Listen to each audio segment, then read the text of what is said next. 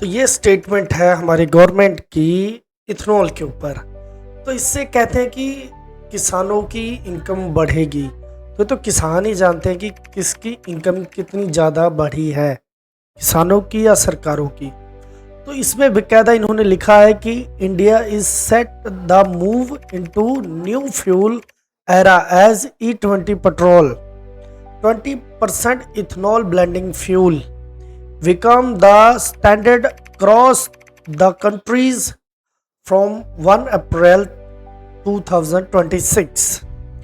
This step back the government aims to cut down India dependence on costly crude oil import, reduce pollutions and boost income for farmers by increased demand to ethanol made for crops।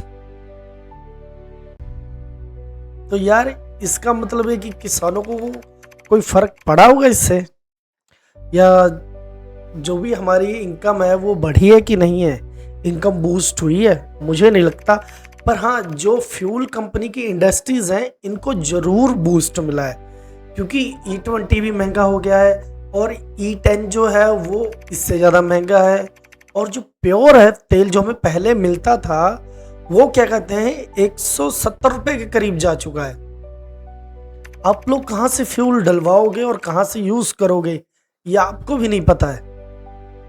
E20 अगर इन्होंने अचानक बंद कर दिया तब हम लोग क्या करेंगे? अगर किसी को पता है तो सोचो, अगर अचानक इन्होंने बंद कर दिया E20 या कोई भी इथेनॉल से ब्लेंडिंग बंद कर दी, इथेनॉल वाला तेल हमें मिलना बंद हो गया, तो हमें जो 170 के करीब में मिल रहा है तेल, हमें वो इस्तेमाल करना पड़ेगा।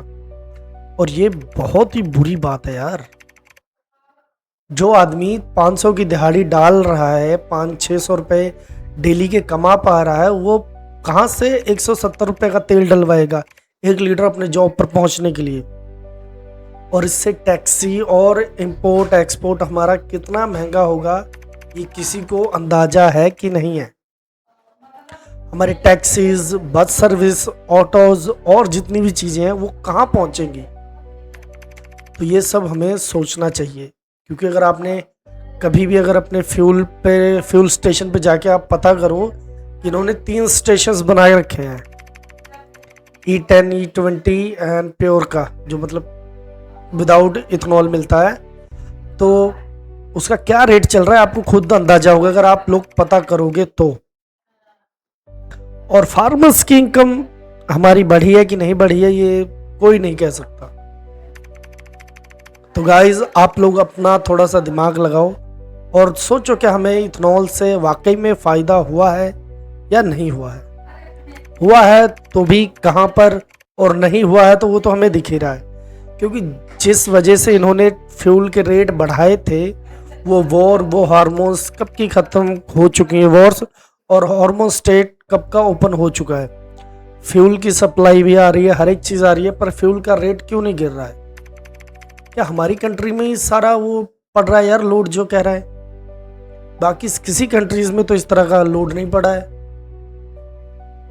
बाकी अगर किसी को ज़्यादा नॉलेज है तो मुझे बता सकता है। अगर किसी को मुझे गलत नॉलेज मेरे हाथ में लगी है या मैं गलत बात बोल रहा हूँ तो आप लोग मुझे बता सकते हो कि यार तू गलत बोल रहा है। Thank you guys.